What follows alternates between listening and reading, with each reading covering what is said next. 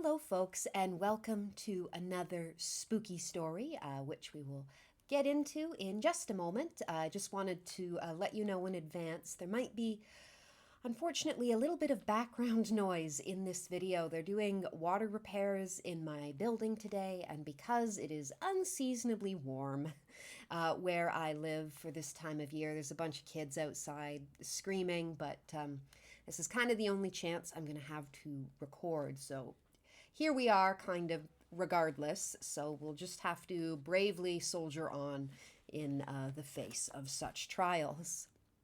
So, what I have for you today, now I did, probably should have looked this up before starting, but I'm going to pronounce this as Bartine. So we are going to be reading John Bartine's Watch, a story by a physician by Ambrose Bierce. So Bierce with a, Bierce, not Pierce, with a B, who by all accounts was a very interesting individual. He was an American, he was actually an American Civil War veteran.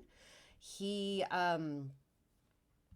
was a really brilliant writer, and his horror especially is considered to be sort of on the same level as people like Edgar Allan Poe and Lovecraft, which is really, really cool. He was also a newspaperman, a brilliant social commenter and satirist, which be really interesting to read some of his work, because for a while he as a boy, I guess at 15 it was common for boys especially to be apprenticed out at that age at that time. He did work for the Northern Indianan, which was an abolitionist newspaper. So did a lot of journalism, which, as I sort of implied there, it often ruffled feathers because, if you're, I imagine if you're on the receiving end of his pen, it wasn't always very pleasant. He's also he just disappeared, possibly caught up in the Mexican Revolution, but basically, in October of 1813, at age 71, he went on a tour of Civil War battlefields.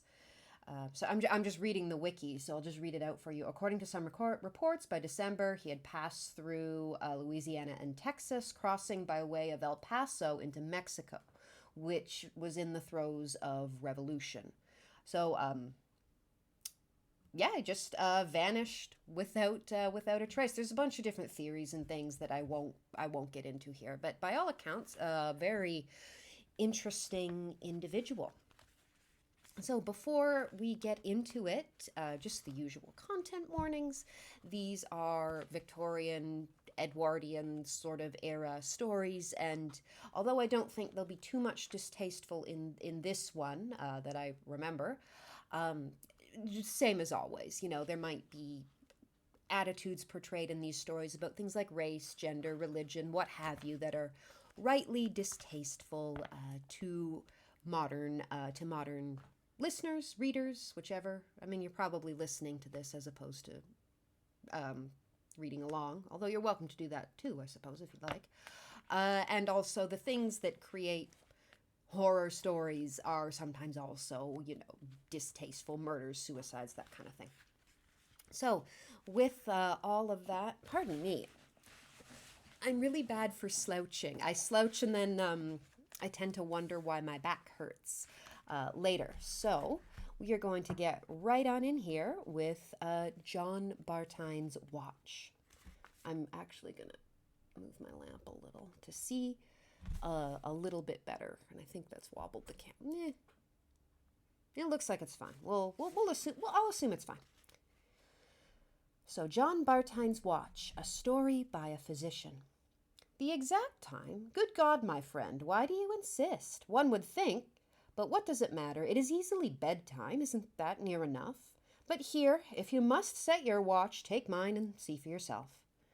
With that, he detached his watch, a tremendously heavy, old-fashioned one, from the chain and handed it to me, then turned away and, walking across the room to a shelf of books, began an examination of their backs. His agitation and evident distress surprised me. They appeared reasonless. Having set my watch by his, I stepped over to where he stood and said, "Thank you." So, for those of us who aren't sure what's going on here, basically before watches had batteries, you had to wind the mechanism, like literally the clockwork mechanism with all the gears and cogs and things on the inside. So, wristwatches, pocket watches, clocks, they all used to work that way. It's not such a popular thing anymore because, of course, watches aren't such a popular thing anymore. But I actually do have a wind-up watch that belonged to my late grandmother. It's still in working order. If you do have one, take care of it because I can tell you they are expensive to get fixed, probably because it's just not a common thing anymore. It's like where I took mine, they had to order parts from Europe. It was a whole thing. So if you have one, you're very lucky, and do take care of it. As he took his timepiece and reattached it to the guard, I observed that his hands were unsteady. With a tact upon which I greatly prided myself, I sauntered carelessly to the sideboard and took some brandy and water. Then, begging his pardon for my thoughtlessness, asked him to have some and went back to my seat by the fire, leaving him to help himself, as was our custom. He did so, and presently joined me at the hearth, as tranquil as ever. Okay, so his friend was a little shaky, so he decided to give him a moment. Because our narrator doesn't understand why his friend is kind of upset, but he's just giving him some space, basically.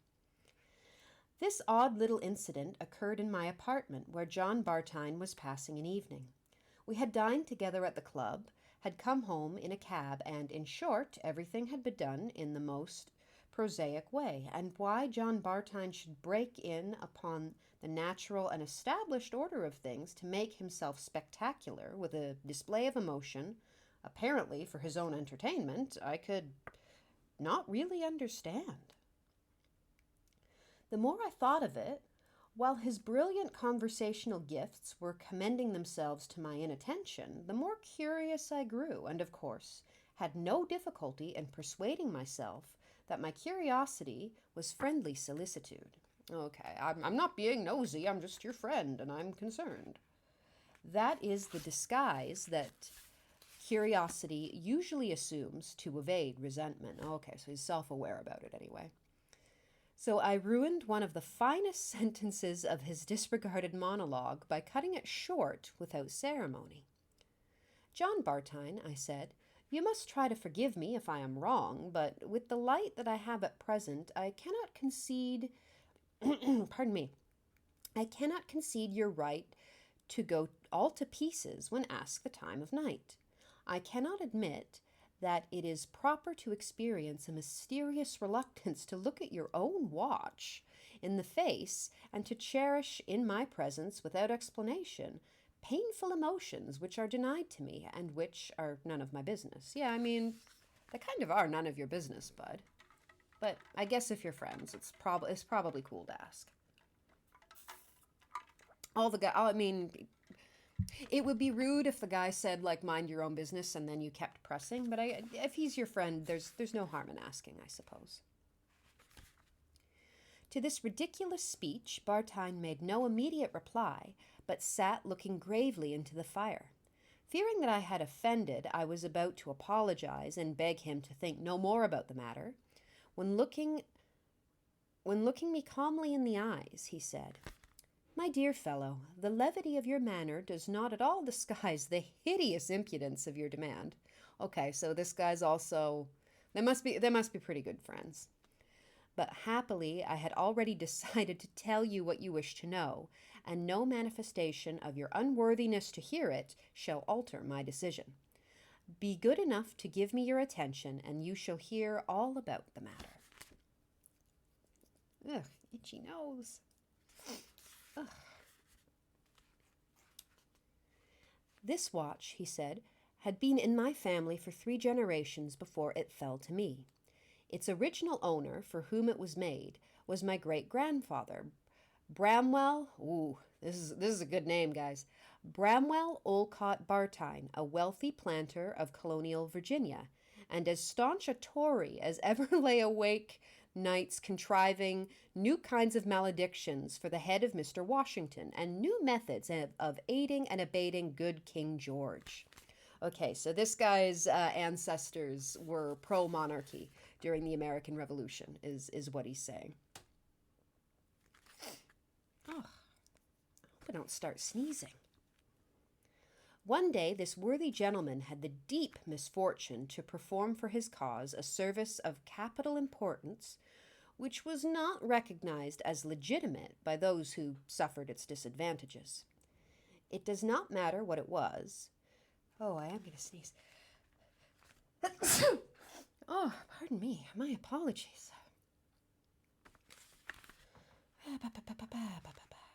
It does not matter what it was, but among its minor consequences was my excellent ancestor's arrest one night in his own house by a party of Mr. Washington's rebels. I think the current Bartine might sort of harbor pro-monarchy sentiments. He was permitted to say farewell to his weeping family and was then marched away into the darkness which swallowed him up forever. Not the slenderest clue to his fate was ever found. After the war, the most diligent inquiry and the offers of large rewards failed to turn up any of his captors or any fact concerning his disappearance. He had disappeared, and that was all. I find that passage particularly poignant when you are aware of Bierce's own fate. Really, it's a bit prophetic. Something in Bartine's manner that was not in his words, I hardly knew what it was, prompted me to ask, "What is your view of the matter, of the justice of it?" "My view of it," he flamed out, bringing his clenched hand down upon the table as if he had been in a public house dicing with blackguards. Blackguards. So scoundrels, card sharks, shenanigans, not nice people. "My view of it is that it was a characteristically dastardly assassination by that damn traitor Washington and his ragamuffin rebels." Okay, definitely pro-monarchy, this guy. For some minutes, nothing was said. Bartine was recovering his temper, and I waited. Then I said, "Was that all?" No, there was something else. A few weeks after my great-grandfather's arrest, his watch was found lying on the porch at the front door of his dwelling. It was wrapped in a sheet of letter paper bearing the name of Rupert Bartine, his only son, my grandfather. I am wearing that watch. Bartine paused. His usual restless black eyes were staring fixedly into the grate, a point of red light in each reflecting from the glowing coals. He seemed to have forgotten me. A sudden threshing of the branches of a tree outside against one of the windows, and almost at the same instant, a rattle of rain against the glass recalled him to a sense of his surroundings. A storm had risen, heralded by a single gust of wind, and in a few moments the steady plash of the water on the pavement was distinctly heard. I hardly know why I relate this incident. It seemed somehow to have a certain significance and relevancy, which I am unable now to discern. It at least added an element of seriousness, almost solemnity. Bartine resumed. "I have a singular feeling toward this watch, a kind of affection for it. I like to have it about me, though partly from its weight and partly for a reason I shall now explain. I seldom carry it. The reason is this. Every evening when I have it with me, I feel an unaccountable desire to open and consult it, even if I can think of no reason for wishing to know the time. But if I yield to it, the moment my eyes rest upon the dial, I am filled with a mysterious apprehension, a sense of imminent calamity. And this is the more insupportable the nearer it is to 11 o'clock by this watch, no matter what the actual hour may be. After the hands have registered 11, the desire to look is gone. I am entirely indifferent. Then I can consult the thing as often as I like, with no more emotion than you feel in looking at your own. Naturally, I have trained myself not to look at that watch in the evening before 11. Nothing could induce me. Your insistence this evening upon me... Blah. Your insistence this evening upset me a trifle. I feel very much as I suppose an opium eater might feel if his yearning for his special and particular kind of hell were reinforced by opportunity and advice. Fair enough. So the watch is important to him as an heirloom, but also kind of creepy. I think a lot of families have stuff like that, sort of passed down, where we might not like it. It's a little creepy, but we know it's important to the family. Now that is my story, and I have told it to you in the interest of your trumpery science. But if on any evening hereafter you observe me wearing this damnable watch, and you have the thoughtfulness to ask me the hour, I shall beg leave to put you to the inconvenience of being knocked down. Fair enough, I guess. His humor did not amuse me. I mean, I'd be more unamused by the threat of being punched or like shoved, but whatever. His humor did not amuse me. I could see that in relating his delusion, he was again somewhat disturbed. Oh yeah, this guy's a doctor, isn't he? So yeah, he's definitely going to have sort of a certain view of this guy's his story and his the sort of the way he relates to his watch. Sort of when you factor in the story as well. His concluding smile was positively ghastly, and his eyes had resumed something more than their old restlessness. They shifted hither and thither about the room with apparent aimlessness, and I fancied had taken on a wild expression, such as sometimes observed in cases of dementia. I mean, your friend's just a little creeped out. Dementia's... okay, sure. Perhaps this was my own imagination, yeah, maybe. But at any rate, I was now persuaded that my friend was afflicted with a most singular and interesting monomania.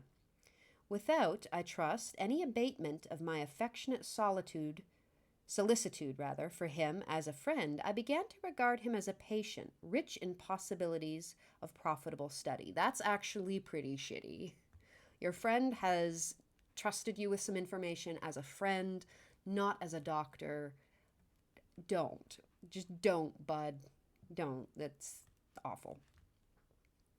Ah, poor fellow, he was doing more for science than he knew.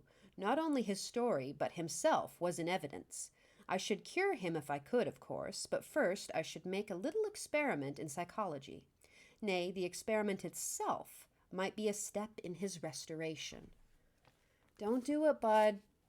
He told you the story as a friend, not because he wanted medical advice or intervention.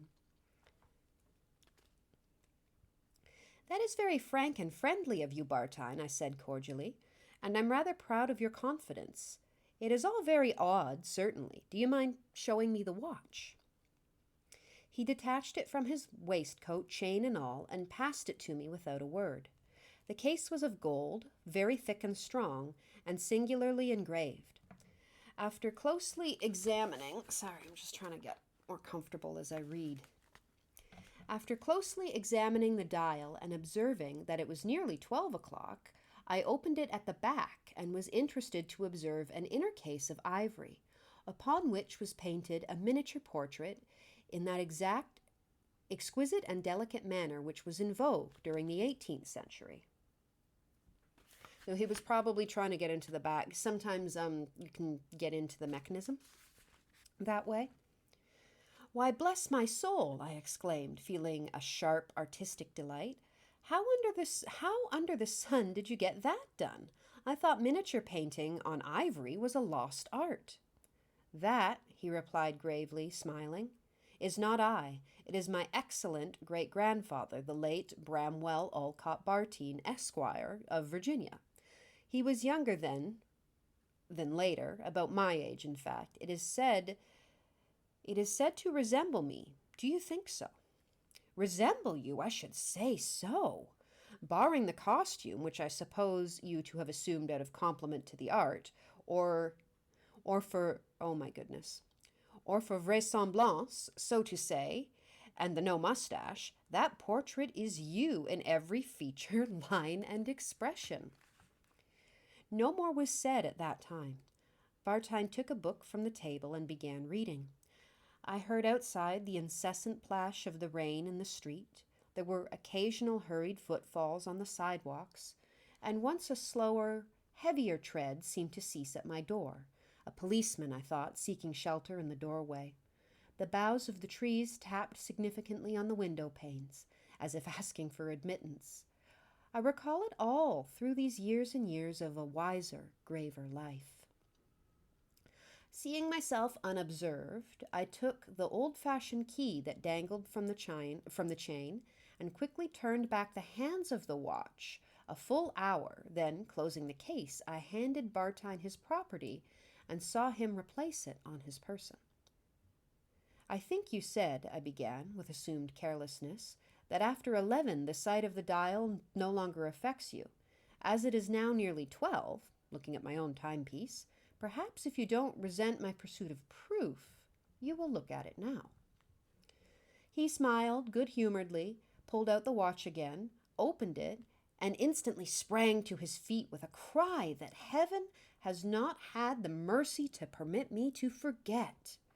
His eyes, their blackness strikingly intensified by the pallor of his face, were fixed upon the watch, which he clutched in both hands. For some time he remained in that attitude without uttering another sound. Then, in a voice that I should not have recognized as his, he said, "Damn you! It is 2 minutes to 11." I was not unprepared for some such outbreak, and without rising, replied, calmly enough, "I beg your pardon. I must have misread your watch in setting my own by it." Dick.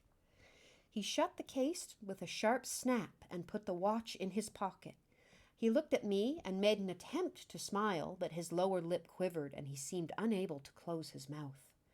His hands also were shaking, and he thrust them clenched into the pockets of his sack coat.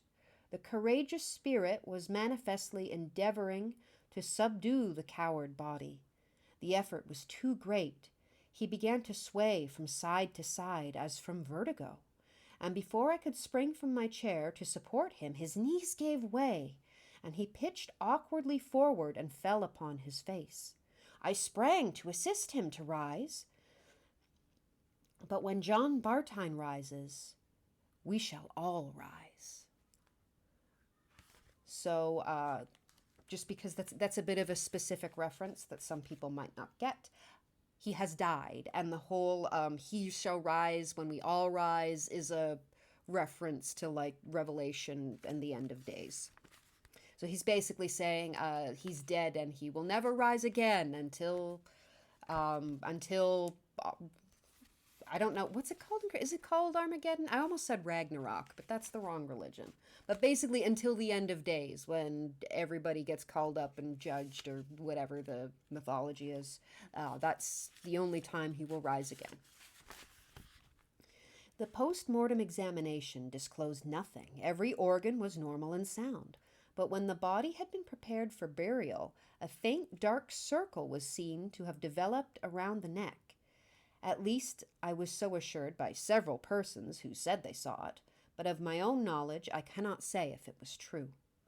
Nor can I set limitations to the laws of heredity. I do not know that in the spiritual world a sentiment or emotion may not survive the heart that held it and seek expression in a kindred life ages removed.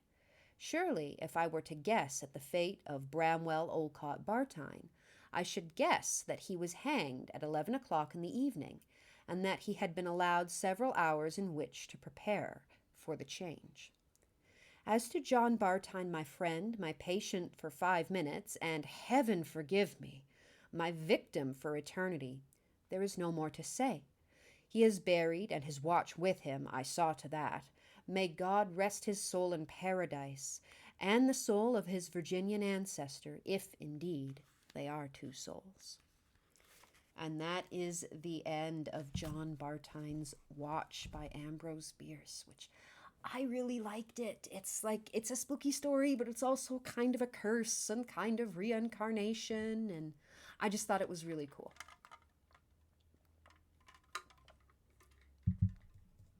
So this episode should be going up in time for Halloween. So happy Halloween.